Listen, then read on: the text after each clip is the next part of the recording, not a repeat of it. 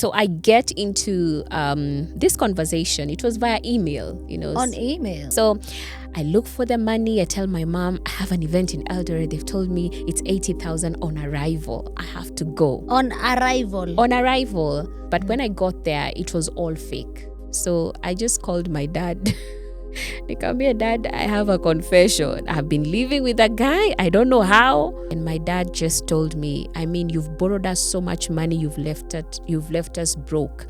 But with this 1,000 I have remaining, I'm coming to Nairobi. Guy.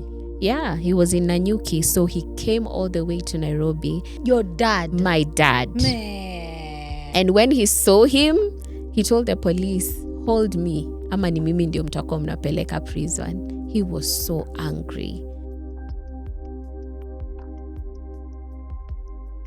This is Family Dynamics. Today's story is tea for the tea. For the tea, you have a cup of tea. Make sure it's hot, steamy. Because that's what we're going to be giving you. We're going to be having a great conversation. We are shooting at Tulivu Podcast Studios in the heart of the Central Business District. My name is Mrs. Kerry, baby. Yeah. Don't get it wrong. Keep it right here. Now, if you're watching us, I need to tell you a little history that Family Dynamics started just from the heart of discussing family, healing families, and we need your support. The one way you can support Family Dynamics is, first of all, by clicking that subscribe button. When you subscribe, other people get to see our content and more people just get to be a part of this family. Secondly, by leaving a comment if you enjoyed the conversation. And please, let's keep it civil on this channel. No hating, okay?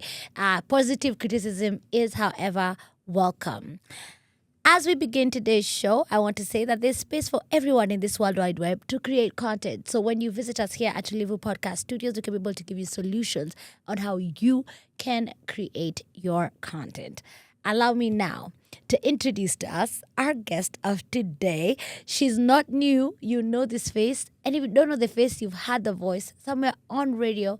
Let's welcome Mrs. Beatrice Nudi. Hi, Kerry. How you doing? I'm doing fine. Karibu sana. It's so good to be. This place is so cozy. Oh, I'm so glad you're enjoying it. It's so sweet. Thank you so much. And we've just flipped the channel. I know, right? So recently she hosted me on her show on Hope TV, where you look and live. And I plug Hope TV because I really believe in their content. I really believe in just the ministry that they do out there. Just make sure that it's content that keeps you alive. And so you can go and check out my interview. What did you title it? Well, you came on Beyond the Melody. Yes, So, it was more of, your journey, your story, beyond the beautiful voice. Thank you. And the song, what is inside there. Please check it out. But also listen to her every Sunday, 10 a.m. to noon on Hope FM. Yeah. Hey, media personality. But today we're on Family Dynamics. And so let's begin. Number one. Where were you born? Oof, good question. That takes me far. I was born in Nyeri. Nyeri County. What? Yep. I was born in Nyeri County in 1997. You're such a baby. I know. You're a Gen Z. Well, I like to say I'm at the periphery. No, you're a Gen Z. You're a Gen Z. Oh my God. So why so grown up?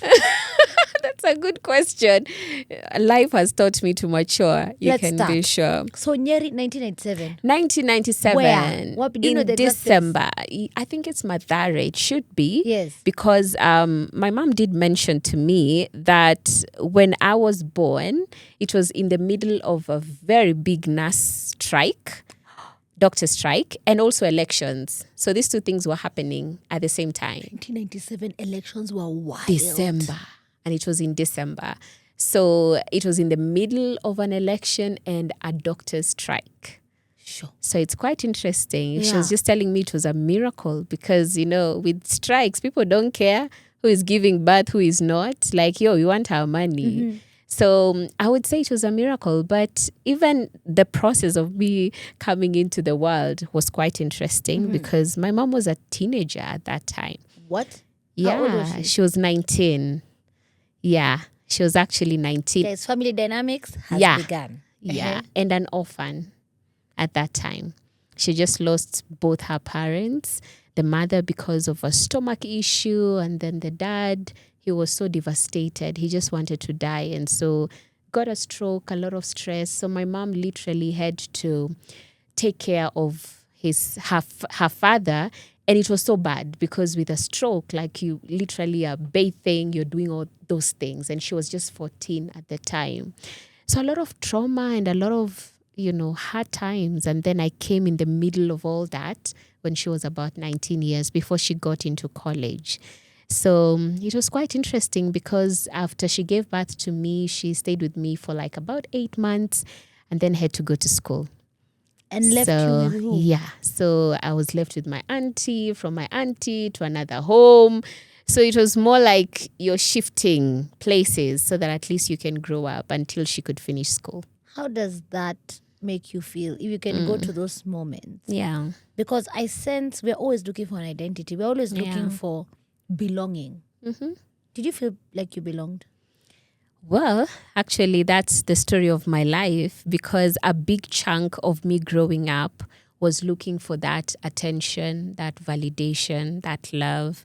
And unfortunately, I found it in all the wrong places. So that affected how I grew up because, my mom would mention to me that every time I would see her, I would begin to cry because I knew she's leaving. So there was a lot of... So immediately she comes, it's not, mommy, it's crying. I know you're not here to stay. So it was really hard. I was forced to grow up at such a young age because when other people are taking care of you, they really cannot look after you the way a mother would or a father would. So I just had bits and pieces of my parents for the first at least 4 or 5 years of my life You've until not they were mentioned your done. father. Was it there? Yeah, he was present, but Okay. now in a different university. So Okay. my mom was in Kenyatta, my dad in Egerton. I don't know how they met. They've never told And where me. they did what they did. Yeah, for me to be Yes. bored. But you see, you can imagine them in different places. Campus students. Yeah, campus students. They were so young, trying to figure life out. Here's my dad, impregnated an orphan. You can't just leave her, So it was a lot that was happening around the time I was coming into the earth. This is a movie. I realize there are things that we carry Yeah. and we don't even know.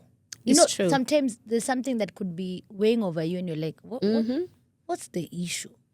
And it's weight from your parents. But I'm so glad that they're so open with you about these things, that you can be able to they told articulate me, it so well. And so you grow up in between. When do you guys become a family?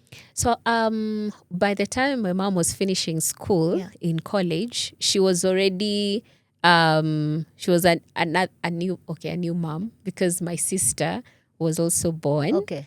Around, I think, after 4 or 5 years. So actually, she graduated with a baby.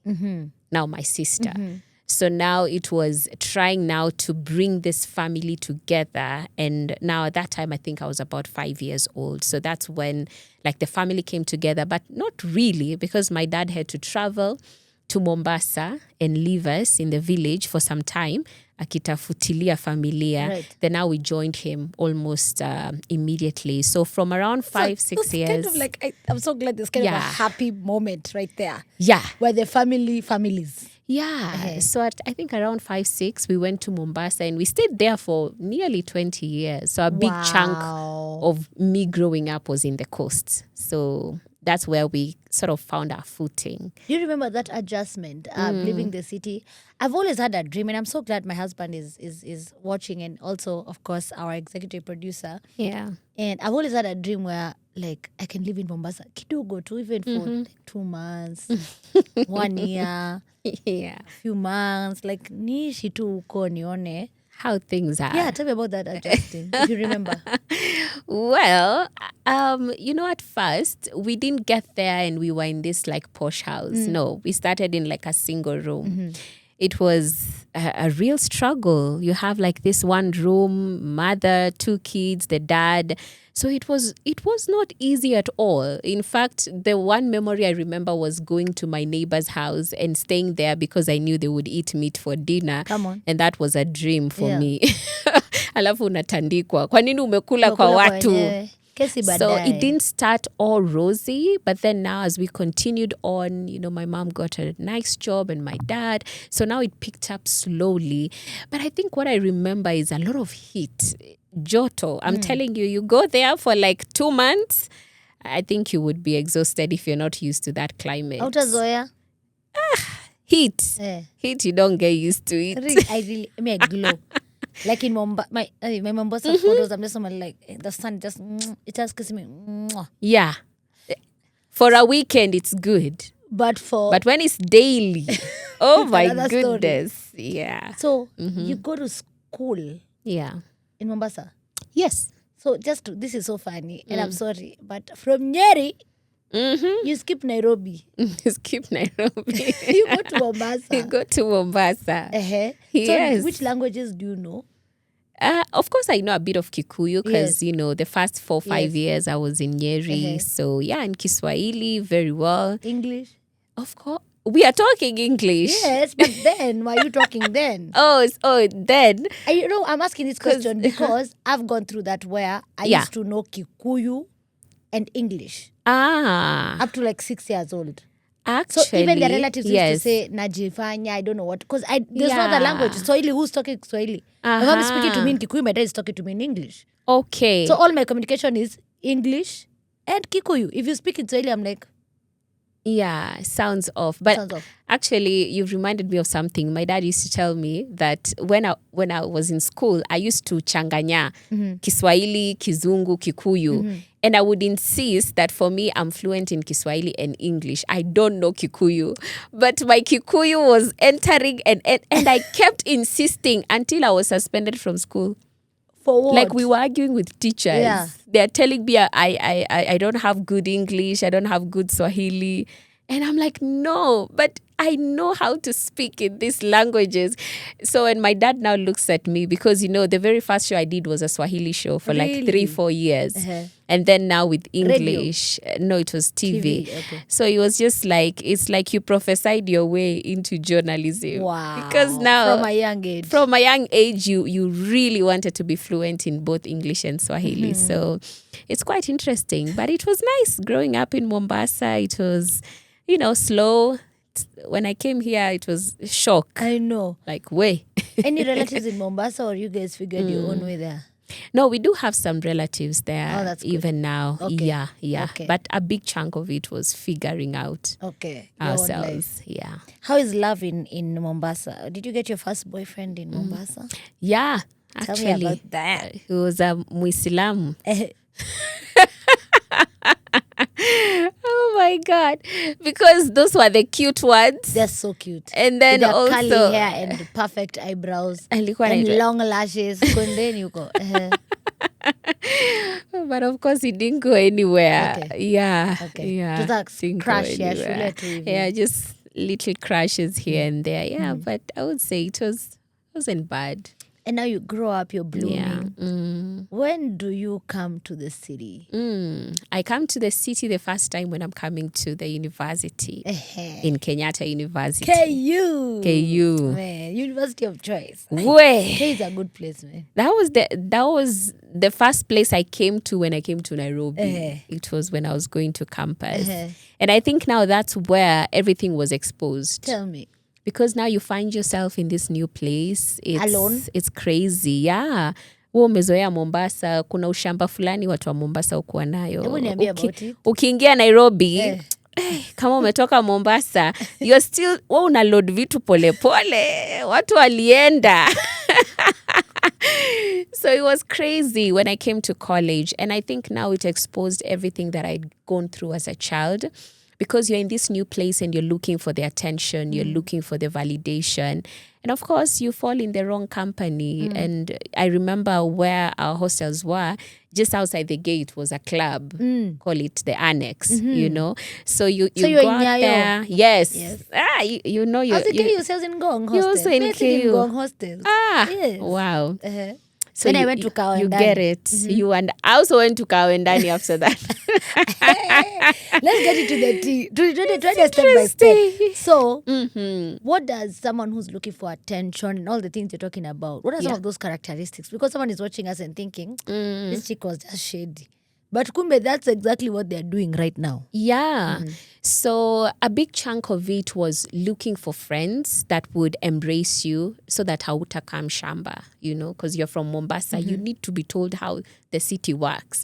So, of course, there was two different kind of categories of people. There was the CU people that at least I got to interact with, but Who then... are all Yeah. washamba. Got it, good. Yeah. No? Yeah. And then Okay. I even joined the creative ministry and we were dancing Nice. and all that. But then on this other side was the drinkers and the smokers and the partyholics and all that. And for me at that time, it felt like, I think this other option is better. Let me just go with them. And that's where my journey of being lost, of just being hurt, and facing all this identity crisis that I didn't even understand where it was coming from. At that time, I couldn't tell. But now, getting into these relationships, getting into friendships, and we would drink, we would smoke, we would party and all that. And it felt like that's the thing, this is life. This is what people do in campus. I didn't ask a very fundamental question. Yeah. What were your foundations of faith before campus? That's a good question. Yeah. Because growing up, my mom never missed church, but my dad struggled with alcohol. So it was getting both worlds in the same place. So there was no grounding to know what does it mean to be a Christian, even though we were going to church, PCA. All I remember, I think, was, a lot of programs and, sometimes I would be given a chance to preach, quite interesting. I used to preach at that point. But then because my dad at the time was also struggling with alcohol, he would bring the alcohol in the house. Right now, he's sober for so many Praise years and he's God. born again. Praise But God. that was a struggle back then when we were in Coast. And it also affected me greatly because the image that I saw was that it's okay to go to church and still drink alcohol because this is what is being presented right in front of you. So I grew up loving God in my heart, but not really knowing what loving God actually means. Loving God means obeying God. But for me, loving God was I can love God and do my own thing. So I think that foundation, it revealed its cracks when I got to campus because I still love to talk about God and all that. I was still in CU, going there once in a while. But then at the same time, I am still mixed up with all these gangs and groups and all that. So it was crazy because that was the foundation. It wasn't good. It wasn't solid. And so it was easy for me to veer off the right path. Let's get deeper. Now you're free, you're in Nairobi. Yeah. Nani nakukatia? Hey, wow. Many people with whatever agenda they had. Yeah. Because you see, when I got to college, I think within the first month, I was already on TV. Wow. Yep. Okay. I got a chance to be at KU TV. It was just starting. Yes. So already the fame is getting in. The Right. attention that I was seeking is already coming in through this journalism. And I'm flourishing and I'm getting a paycheck as a first year What? in college. Yes, I was being paid. So I even moved from the hostel, started living alone. So now all this attention is coming, left, right, and center. These men are coming. They have an agenda. They have a goal. Just want to use, dump, go to the next. But for me, ushamba yangu ya Mombasa, I think everyone who comes is my Prince Charming. Come on. It will end up in marriage. I was disappointed greatly. I'm so sorry. So I got so distracted, and I thought life was all about climbing up the career ladder. And of course, just falling into whatever relationships that you may find yourself in. So Is there any was particular crazy. relationship that really brings out how, let's say, how much you desired the attention that you settled for that person. Oof, do we have time? We have time. We have time. There's one particular relationship that I can never forget because it really marked my life. So I get into this conversation. It was via email, On email? Email. Somebody tells me, we've seen how amazing you are in your work and we'd love to call you to Eldoret. There's an event we want you to host and all that. So I look for the money. I tell my mom, I have an event in Eldoret. They've told me it's 80,000 on arrival. I have to go. So I am so quick to On go. arrival. On arrival. Instead of what we do is 70% deposit to book. Oh, it and was then 30% when I get there now. Yeah, on arrival there is that amount and then now, the rest follows and all that. But when I got there, it was all fake.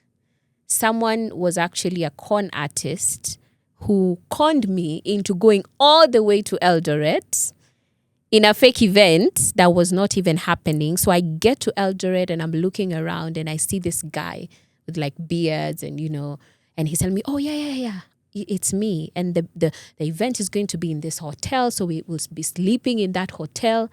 So we get there and I'm like, okay. So the first night I didn't pay anything to sleep in that hotel. But the next day, stories begin. Oh, it was cancelled. And then for some reason it rained. So it was like, because of the rain, the event cannot hold. We have to wait for 4 more days. But in these 4 more days, I'm the one paying the bills and I'm taking loans. I'm trying to I'm not understanding what is really happening. So this guy was actually a con artist and he brought me all the way to Eldoret in the name of him giving me this deal that would help me and all that with my career and everything. But so all this time you were talking, was it? Yeah. Was he pursuing a relationship with you? At first, he didn't mention that he was pursuing a relationship. Okay. But then at some point, he said, we have to go to Nairobi because that's where another deal is. So we come to Nairobi and this guy... After you paying hotel? After paying hotel, Where's after the doing 80,000? all that... Sijapata bado. Uh-huh. So for me, I'm just believing all his stories. He had crafted a lot of stories. Like everything was just inaingiana. Sijui, we have this other so deal. mnafanya nini mchana mzima? So I remember we actually went to a restaurant and now he was telling me about all these deals and all the things that we're going to be doing. And then he begins to tell me we need a certificate of good conduct. We need a passport because there's this other deal that you're supposed to travel to this place. So the whole time we are trying to look for the money. I am trying to make calls. I'm trying to get my IDs and all these things. Oh, umekuwa event coordinator na sponsor. I'm telling you. So, after all that he convinces you come back to Nairobi. We come back to Nairobi with him. So actually, mi ndio nilimleta Kanairo without knowing. I'm the one who brought him. And so he tells me he forgot his key. Or stories around Do you like him? Why. Not really. I'm just naive. Because at that time, I'm like 20, 21. Uh-huh. So now he convinces me that, hana funguo za nyumba, sijui nini. Ako na nyumba Nairobi? Alikuwa na nyumba Nairobi, and then he had like a sister, a fake sister. So he had like I don't know if it was a group or something, because I was talking to a lady called Christabel, I was talking to Becky, I was talking to whoever. So it was actually him, masking himself and talking like all these other people, making it look like it's a whole sister situation, but really they were all fake people that he created. So I'm woven in all this mess, and it's crazy because in my heart I'm like, maybe itajipa, but that was not it. Simleta Nairobi? He moves into my place. So now he says, he says it's just for one day. Goja. Okay. Let's start. So you come Nabasi. Yeah.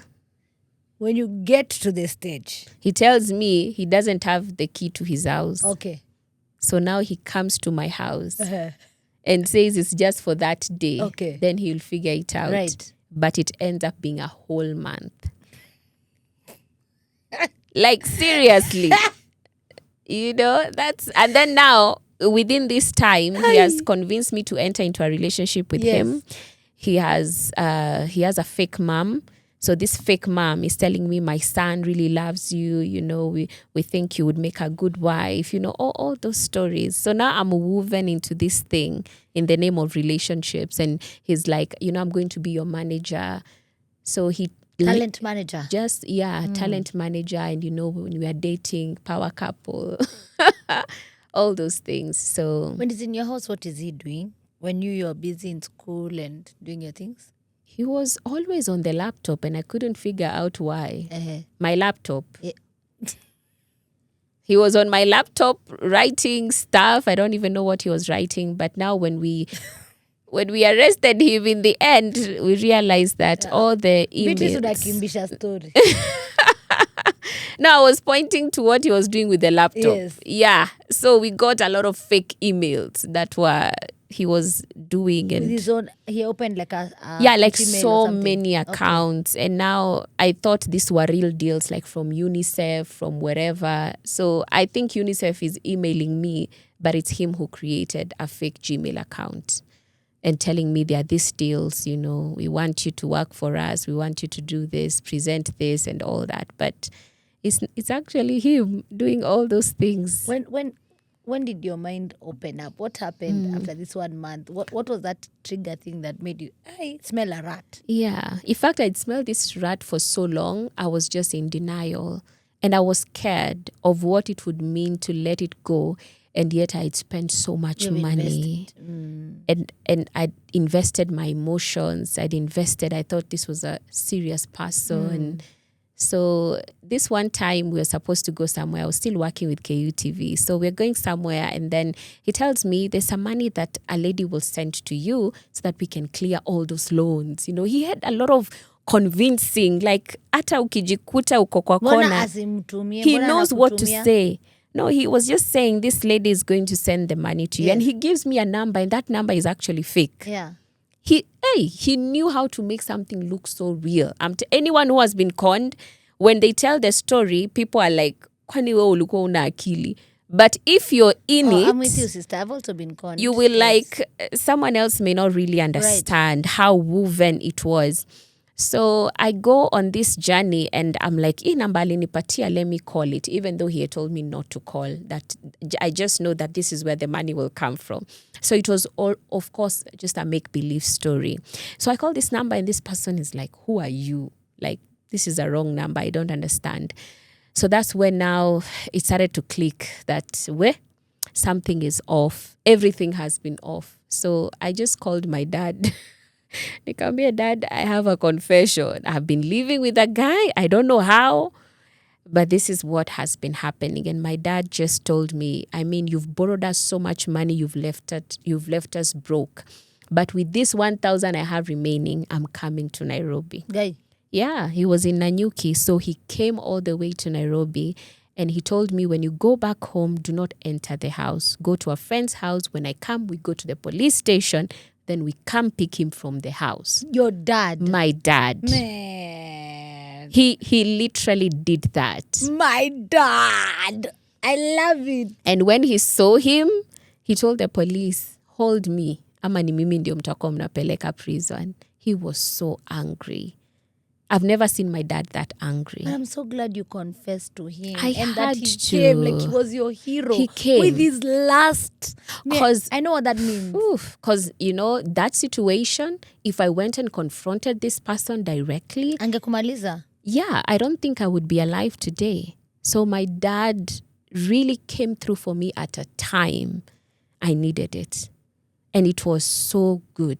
Because now we put the guy in prison, but now I had to battle with loans. So many loans. I had over 150K of loans that I did at 122. Karibu niwekwe sijui hii inaitangwa CRB at such a young age. But here's the twist to it. Immediately after that, now I fell into another relationship with now a rich person. Immediately after being conned like that. Like it was like a 3 months period. So now this other relationship came in when I was still in the depths of that. Things, yeah. Still in the thick of things. Hata hatujaenda kotini with this other person. This other one came in. And they just invited me for a birthday because I'd interviewed one of the person's artists because he was managing artist in Nairobi, in different countries actually. Yeah. So I interviewed and they're like, please invite that lady who interviewed you to our party, his birthday. So that's how I go there and I meet this person and he's a Black American and he's like, I've heard you have many problems. How about I make you my queen and I solve all your issues? How can you say no? And that's how I fell into now another relationship that was like on a whole different level of wealth. He cleared every debt. In like a week, he sent me all the money. Jesus paid it all, Ama, what are you talking about? I don't know what it was, but it was so crazy that when I was called to court for this guy, I just saw the court have forgiven him. Let it go. Because as in, najisumbua kwa nini? I have everything now. Everything has changed. I want us to get deeper into this second relationship because this now gives a juxtaposition of life and also to where you are right now. Because someone who's watching doesn't know what God has really done in their life. So God hasn't had that encounter. Yeah. Talk to someone who is saying, I can't leave. I've invested so much. And there are so many ladies. I know a lady and she always watches the content, so she'll know I'm talking about her, who had this boyfriend who's also just a con. He sold her a car. He kept all the money. They needed the money, of course, to pay off her loan. He didn't do it. And she just stayed there. She's like, no, it's okay. Even he's struggling.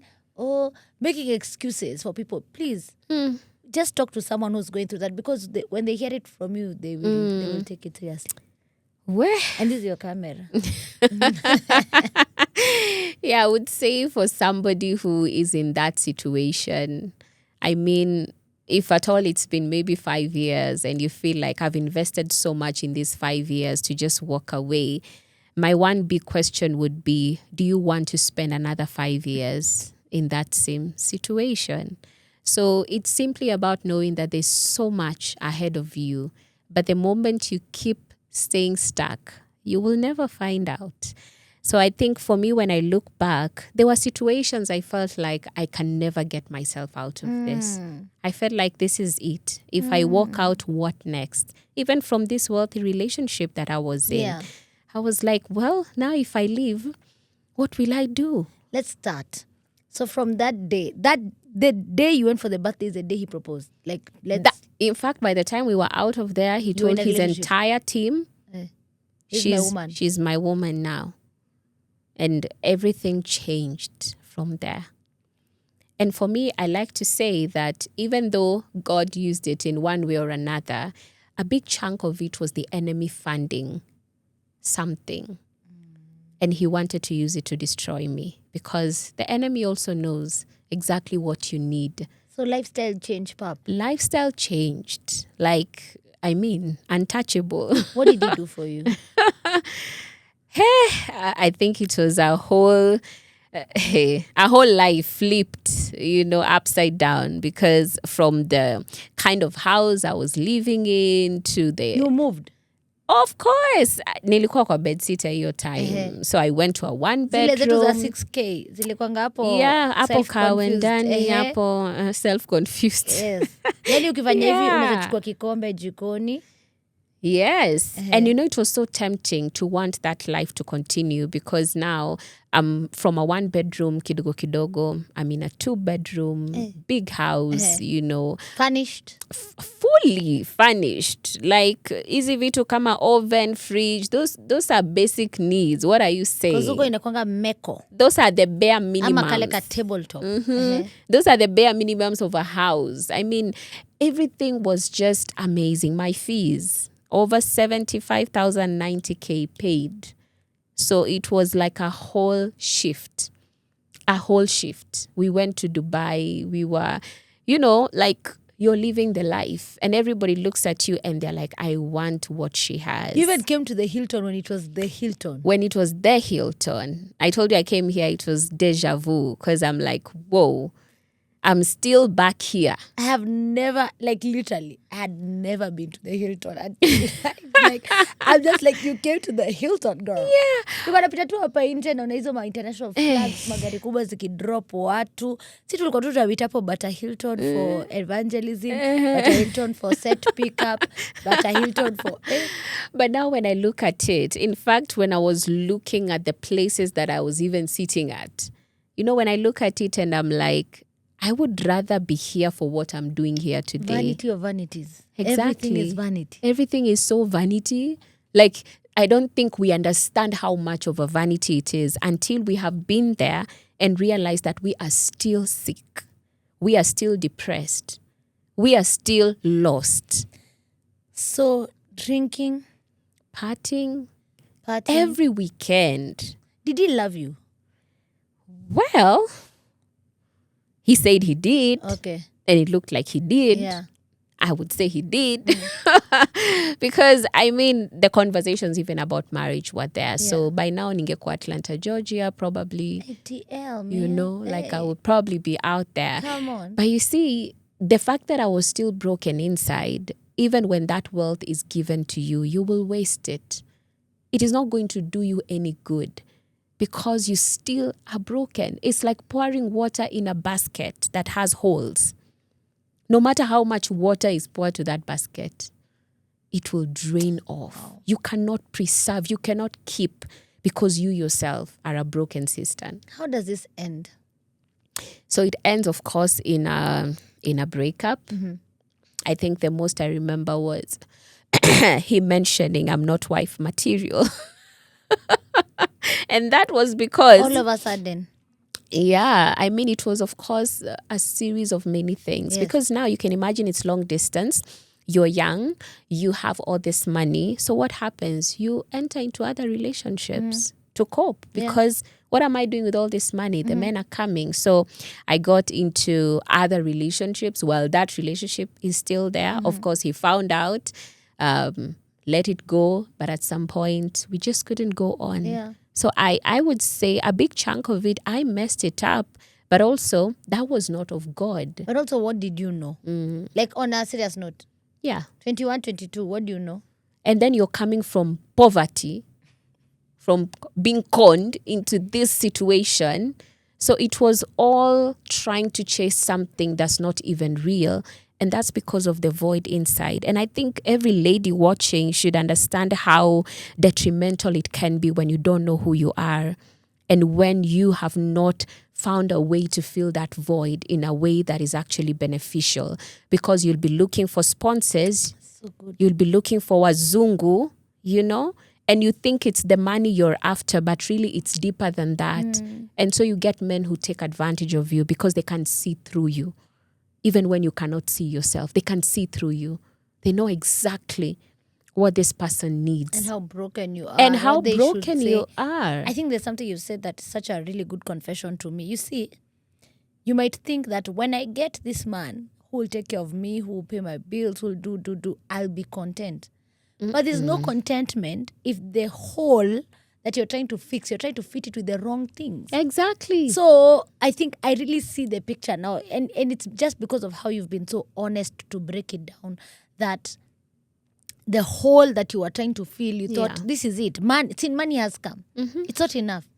You still need more attention. You still need... And you keep trying to fill it with anything. Exactly. You can think right now that you put in your life compared to that money, you're just like, aki sasa huyu alikuwa ananijazia nini? Maybe it just made you laugh. Exactly. Maybe he just made your... And I'm not excusing any bad behavior. Please. That's what we're analytical. I'm saying that there's a hole that can only be filled by God. That can only be filled by knowing your identity. That can only be filled... There's nothing else that can fill it. And this is the illustration I normally use. The hole is round. You try to fill it with a square. And that square is maybe money or attention. Only a round thing can fill it. That and fill it completely. Exactly. Because then there are small gaps here and there. And they'll be filled with people. They'll be filled with habits, addictions. And that's how you keep...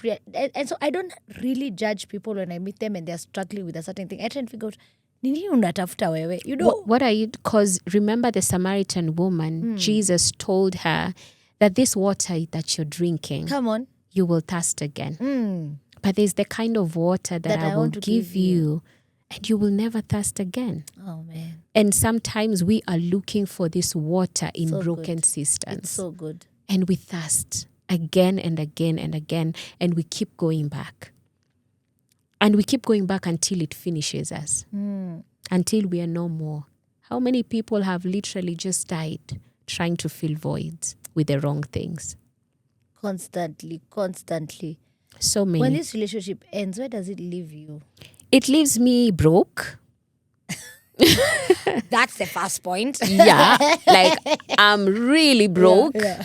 And I was begging this person, just Msame. stay, just stay. Yeah. You know? And I wasn't begging because I loved him, but because I was like, when they alafu, Where do I begin? my rent, my life, people have this image of me. Our crew is shocked. Bro. Mbona mnashtuka? It's the truth. It's real. I'm just It's being real. real. Thank you, I'm honey. just being Thanks real for out being here real, yeah. because these are things people are going through. You stay stuck in an abusive relationship or in a relationship that is sucking the life out of you simply because you're afraid of going broke. Come on. I mean, I was dropped just like that. And guess what? I picked up the pieces. My mom, I remember she supported me so much because I told her about the relationship. My parents knew about the relationship. But of course, to a person who is paying fees, I mean, It's a good person. is a good person. He's a God great bless person. him. God bless you him, know, but really, on the flip side, it I love your wasn't, of relationship with God. your parents. I think the fact Yeah. that you can go to them, it's showing a lot of how you're able to cope. Yeah. Because you're not trying to hide. Because people, they build a lie on a lie on a lie on another lie. Unalipaje school fees? KUTV na nilipa. Enough to pay all that. Unaishiaje hapo? Nilipewa hii nyumba, mtu alienda. You know, like you lie and build everything on a lie on another lie on another lie. By the time even you're trying to ask someone for help, you can't even. You don't But the even know fact where that to you are start. honest with your I was parents, honest with them. That's so, a very beautiful yeah. family dynamics that you guys have a relationship. But also I realize grow up pamoja. Yeah, quite literally. We've grown up together because, you know, I like to say that even though I missed that love from them and the closeness, God has compensated me right now. Because your mom is not even 50. Yeah, she's like 47, Yeah. 48. So we are like besties, you know, we are like sisters. We talk every single day. But she's still your mom. She's still my mom. And she's just so loving. And, you know, we talk about everything. I don't think there's anything I even hide from her. Right. So it's all compensation and all that. But now when the relationship ended, remember, I'm still not born again. Okay. I'm still struggling. Yes. I'm looking for the next. Who is next? Yes. Because Next patient. I can't stay alone. I can't just stay like this. So I still fall in the wrong relationships again. Not with rich guys now because I'm like, well, been there, done that. But now with, okay, average people. But of course, it's still the same broken Mnaitwa girl. average. Yeah, but you see, I'm still making the same terrible mistakes. Right. So it goes on and on. I'm picking up the pieces. I'm Have you back heard to this song? school. I think you should play it on radio. Yeah. Looking for love in all the wrong places just to find. I think it's Trinity 5-7, if I'm not wrong. Yeah. Yeah. Yeah. What? I'm telling you. But now the mistakes continue, and I'm in school and I'm trying to finish my degree and all these things are happening. And now I'm trying to figure out life in itself after that. Two life-altering relationships that I was in because of the gap that was in my heart. But now there was a turning point. Tell me about that. The turning point was when I was dumped with this relationship on Christmas Eve. Yeah, like Christmas Eve. 24th December. Get a call like, this is not working, you know. And the week after that, before that, because I told you I was still praying to God. In fact, every time it's time for rent, I don't have money, I will go on my knees, Lord, please. But jana nilikuwa dunda. Yeah, so, of course. like, my idea of God was just Quite interesting. transactional. Like, quite transactional. I wouldn't pray until I'm in need. So, and that of course comes with lack of discipleship as you're growing up. Many people go to church, but they're not really discipled. They're just there bench warmers, That's the but truth. no discipleship of any kind. So you're still living a double life without even knowing you're living a double life. So I get to this place and this guy says, this relationship is over. But the previous week I'd prayed, I told God, if this person is not the one, remove them from my Those life. are the answer, the prayers God answers immediately. Very quickly. Baada kama uko na maombi yenye Mungu atajibu.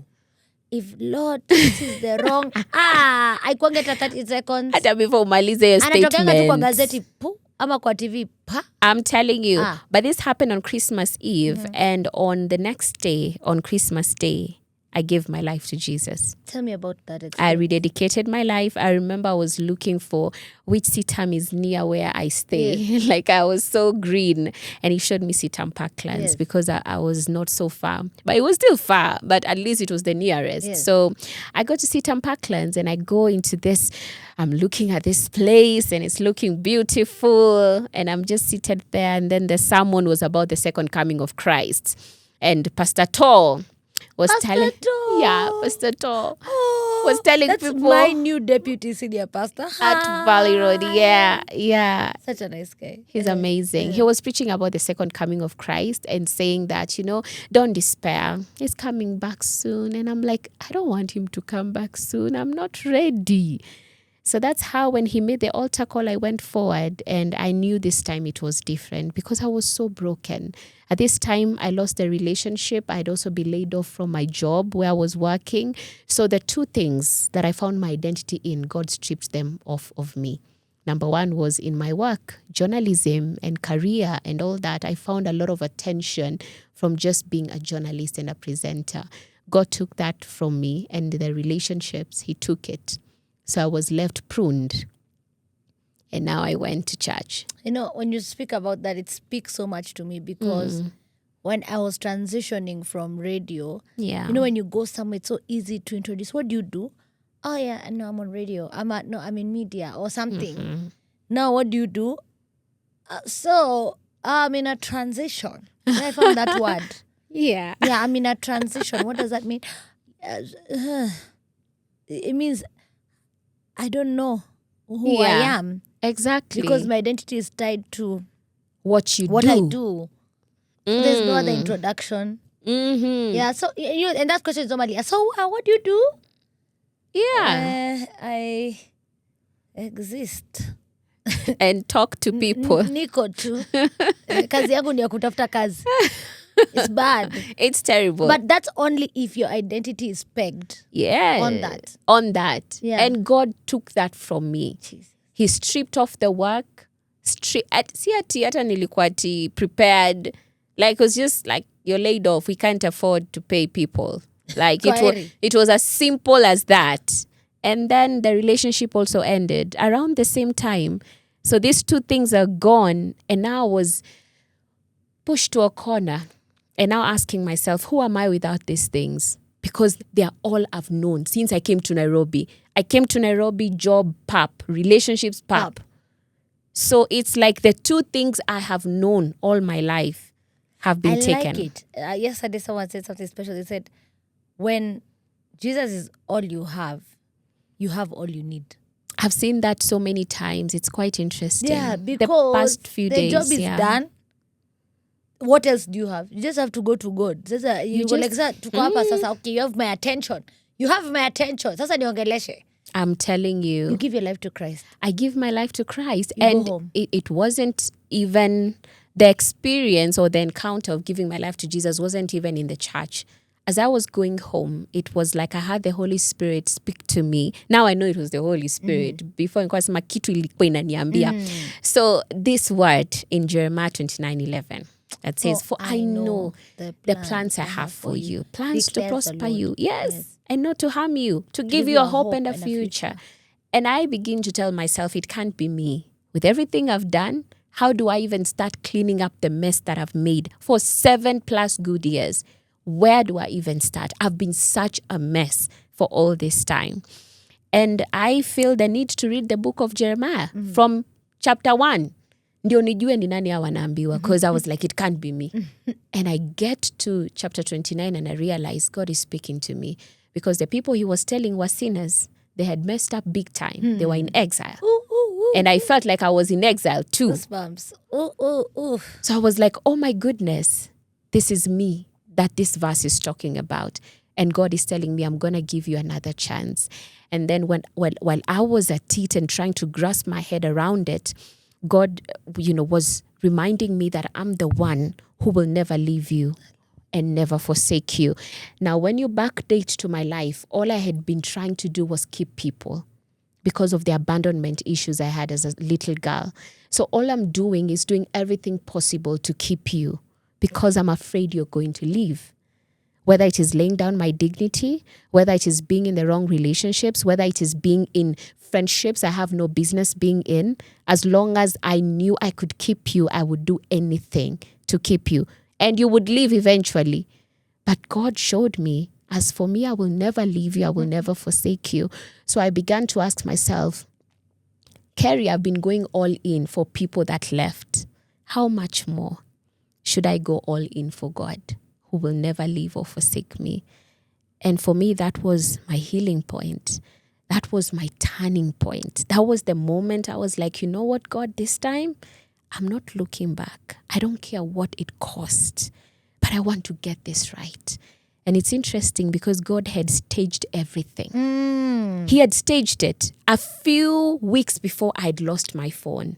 Kwa party tu, sijui nili blackout wapi, simu ikaenda.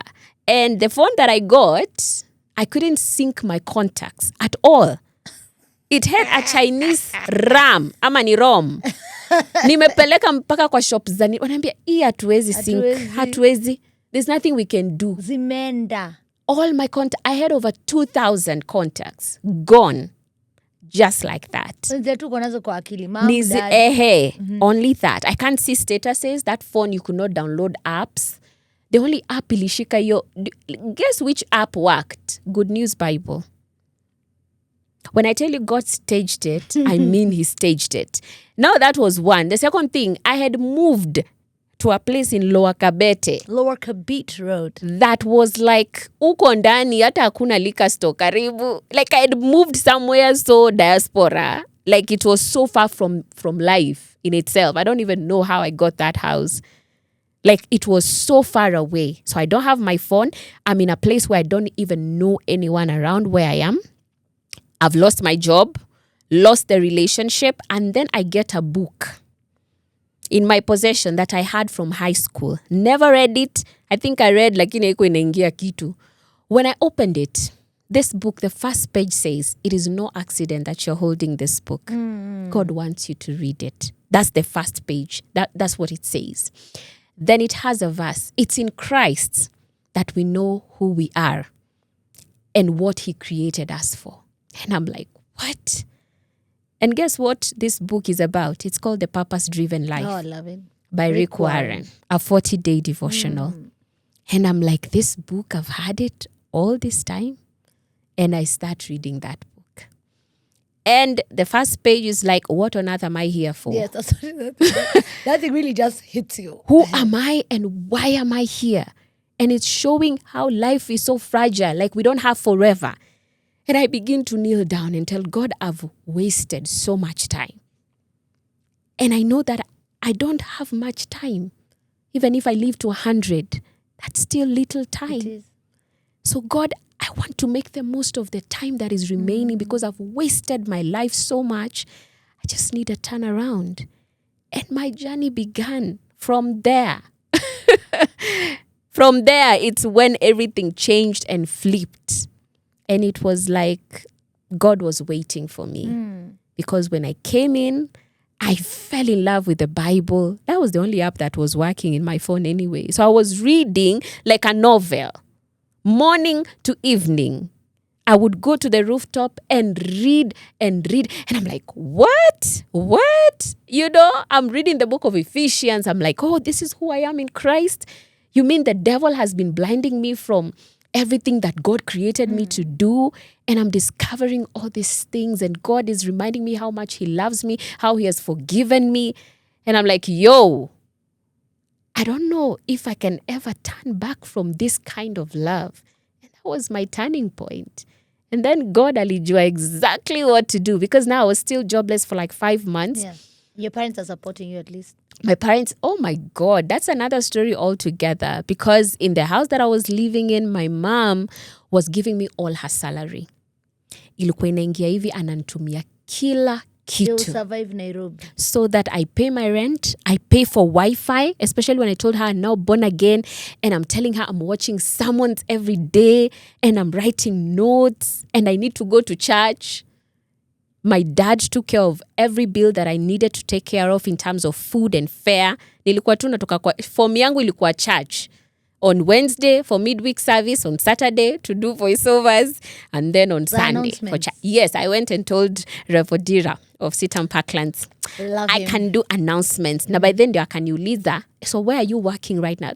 I don't have a job. So he told me about Hope. That Hope is looking for people. This was on a Wednesday. This was a Wednesday service. Also his wife. She has a very nice podcast. Nice. Yes. Oh, I love nice. Podcast. Yes. Yeah. Uh-huh. So that's how I get this idea that, I could actually work for Hope. But I'm just newly born again. What do I know about preaching the gospel? But now that took 5 months before we were called in. So within this time, it was God discipling me himself. Going through the Bible, reading. I even started making short videos in the house and I'm preaching and I'm so excited. I'm like, yo. And then I asked God one time, who am I? And then the answer that I got is that this is who you've always been. The enemy just blinded you to it. Wow. And God began to remind me of the times I was a little girl preaching. That the love of God, it was so genuine in my heart. I just didn't know what it meant to be discipled and to live my life right. I just didn't know that part of Christianity. So I was easily distracted. But this time, God reminded me of who I've always been. And I was like, I think this is who I want to be always. And I stepped into it. And in fact, the other day, I had the pleasure of sitting down with one of the people who were in the panel that interviewed me. Because I went to Hope and I was honest. I told them, ndo nimeokoka. It was in Feb. So I'm telling them nimeokoka December. And I'm like, I'm so passionate about ministry and I just want to preach the gospel because of where I've come from. So and I'm just telling them my story. And I asked this guy, you guys, how did you pick me with such a story? Kokoka juicy. And he just told me your genuineness. Kabisa. That is what we were looking for. And when I went there, they gave me a show here Sunday, Anchored. Yes, Anchored. You are the one to preach to people who have not gone to church. A new believer, that was God's favor. But he knew that in the wilderness, it's where he trained me. I love it. This is such, Yeah. And guys, we're getting to an hour and we haven't even started her story. so let me just say something. I never, ever despise because you've just gotten born again, because God can use you. And people who read the word for the sake of sharing with others, read it even deeper. That's true. Than us who are just my Bible verses for the day, just to take me through. But that first love. And I know that God has kept you fiery and he's continued to fill you with his word and teach you. And you're in a Bible-believing church. So that's the most important part, actually, of it all. Mrs. Beatrice Nudi, this is not yet Mrs. Hapa bado tuko. Beatrice, what was your name? Beatrice Watare. Yeah, Watare. That's the name you are going by. Delete. I like that. I encourage everybody to do that. So this is what I need us to do. Yeah. I need us to have your husband to pick up the story from where you've left it off. Yeah. So I want to make a public appeal to our viewers. Type Levit Nudi. That name, Levit Nudi. Invite him to the show, because I know when he sees the comments, as he despises. Sindio. So that when Levit Nudi comes, he picks the story from where he met her. And now, by God's grace, they've even been blessed with the fruit of the womb. They have a son, a praise. Yeah. God has done great things. And very quickly. Very quickly. And that's what he does. Very quickly. In Amos, is it 3:9? He says, your head will swim. It shall Exactly. happen quickly that your mind You will can't keep swim. up. You will not be able to keep up. Actually, that's a message version. I love the message Exactly. version of that scripture. Yeah. Beatrice, you've told us your journey, Yeah. but I'm very, very curious. In this season, Yeah. what is God sharing with you? Because I think that's an important message for someone who's watching us. Wow. That's good. I think that's easy. And I'm learning to be like a weaned child. Let me explain what that means. I think I told you a bit about it. Please go for it. It's so in my head. Go for it. You know, because Kerry, I can promise you there are so many things we are worried about. We are thinking of the future. We are thinking of the present. We are thinking of The past. The past. We are thinking of where are we going, and we have something in our minds that is ever bugging us. But the analogy of a weaned child with its mother, as we see in Psalms 131, when David said, I have learned to quiet my spirit, like a weaned child with its mother is my soul within me. What he's saying is that it's the opposite of a child who has just been born and they're craving milk. They need it. They're crying for it. They're like, Mom, I need this. I need this. I need this. It's always crazy. It's always like, yeah. Wah! I'm like, yeah, Exactly. maziwa. And when they It's like see they're you, kama inawauma. exactly, they're craving it. Actually, the Bible says crave the spiritual milk like a child will crave its mother's milk. So there's a craving that's there, and you want instant answers. You want instant gratification. You want God to bless you. You want God to give you answers immediately. But a weaned child, because they are on solids and because they are full, they're satisfied, when they are with the mother, they can just enjoy the mother's company. So I am learning to look back at where God has taken me from, and even with the many questions I still have about my future, to rest in Him and to know that as long as He is my Father, He's going to take care of everything that needs to be taken care of. Even when the season is hard and difficult, I should not fret. I should not be like, God, you have to bless me. You need to give me answers. This is something that I'm trusting you for. I need you to come through for me. I'm like, you know what? Forget about all that. God, I'm here. And I love to just spend time in your presence without needing instant gratification. So I'm learning to be that weaned child and to know that, if He has carried me before, even now, He will keep carrying me through. And I waste time when I'm so worried and frantic and confused. How about I just rest? Because everything will be all right. It will be okay eventually. So why waste my time worrying about a future that is already confirmed? Guaranteed. Blessed assurance. Hey. I'm closing. But I need to ask you, because when your husband comes, he won't answer this question for you. Yes. What's the difference of the love you're experiencing now as compared to the love or the love that you had? I like that you've put the quotes, because it really wasn't. That was like a coping mechanism. It was infatuation. It was lust. So whatever it wasn't love. But I would say the big difference, the Bible says that a cord of 3 strands is not easily broken. And when it is you, your husband, and God in the middle, you can be sure that that's the kind of cord that cannot be easily broken. Just knowing that the author of love itself is God. And there's no way you can truly love or truly be loved if it is not being drawn from God. If it is drawn from God, then it is patient, it is kind, it is not self-seeking, it does not keep a record of wrongs. All those wonderful things. That love is secure, it is peaceful, it is beautiful. Does it mean it's all roses every day? No, but it's beautiful because God makes it beautiful in every season. I love it. Yeah. Because you are just, I don't know, you're just a light, and it's just so amazing to see that I get to have a small taste of this, because in the next year you're not going to be the same person or in the same place, just based on how God has appointed you and is leading you daily. So I'm excited that I get to just have a small glimpse of the journey, and I'm sure our guests do. Please follow her across social media platforms. She's very inspirational. Beatrice Nudi. That's And actually, Nudi. Yes. I need to add. There's a group called Speaking to Eve. Please talk about it. So people can actually go to that website. It's a website. My husband made it. Your husband made you a speakingtoeve.com. website. Yeah. Husband, can you come here? There's a your website. So speaking to eve.com. So Okay. this is just a community of women like me. And I see myself through those girls because that's who I used to be. Many of them are confused, battling with the same things I used to battle. But through this group, we've been able to bring them together. So I help to disciple them, So good. tell them what I did not know about life and about being a woman and about knowing your identity, walking in purpose, and how that also positions you for the right relationships. My one message to them is, I did not make the choice of a husband.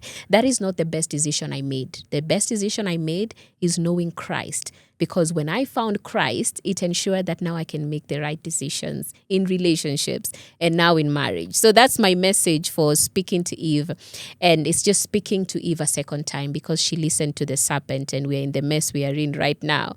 So we are speaking to Eve a second time, the truth of God's word and silencing the enemy. So if people go to speakingtoeve.com, they can see our website. And if they would want to join, it's just a WhatsApp group. They can join the community through the website. So good. Yeah. Speaking to eve.com. Please go ahead Yes. and interact and engage. Thank you. If you enjoyed this episode, subscribe. If you enjoyed this episode, leave a comment. If you enjoyed this episode, like and just keep us and engage and share it. Sharing our episodes on your status really gives us a lot of traction for people who might never have an opportunity to watch this. So you just click the share button, go to WhatsApp, put it on your status, and become an ambassador of Family Dynamics. From me, Kerry Kagiri. And me, Beatrice Nudi. See you soon. Bye-bye. Guys, remember, Levit Nudi. Comment. If you get 20 comments, tutampikadi kwa nyumba. Sawa. I love it.